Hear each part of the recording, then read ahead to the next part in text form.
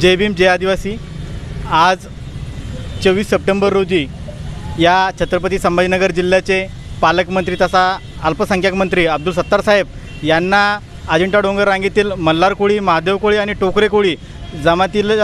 जातव्यता प्रमाणपत्र हे सुलभतेने मिळालं पाहिजे याकरिता आज निवेदन देखील देण्यात आलेलं आहे। आणि मागील 12 ऑगस्ट रोजी मंत्री अब्दुल सत्तार साहेबांच्या नेतृत्वाखाली छत्रपती संभाजीनगर येथे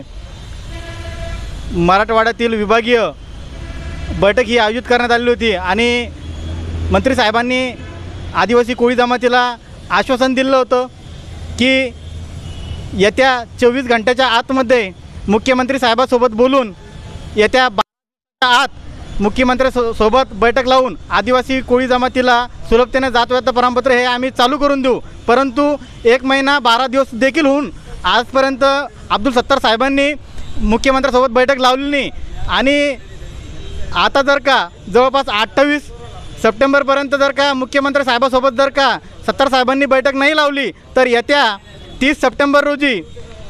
या छत्रपती संभाजीनगर जिल्ह्याचे पालकमंत्री अब्दुल सत्तार यांच्या कार्यालयावरती तहसील कार्यालयापासून तर या शिवसेना भवनवरती आदिवासी कोळी जमात ही हजारोच्या संख्येने धडकणार आहेत आणि आदिवासी वेशभूषामध्ये आणि पारंपरिक संस्कृती दाखवत जागरण गोंधळाचा कार्यक्रम करत आणि अब्दुल सत्तार साहेबांच्या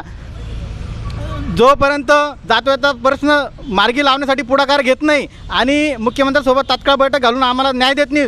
तोपर्यंत इथून न हलण्याची भूमिका ही आदिवासी कोळी जमातीनं घेतलेली आहेत। आणि जर का अब्दुल सत्तार साहेबांनी जसं पहिले खोटे आश्वासनं दिले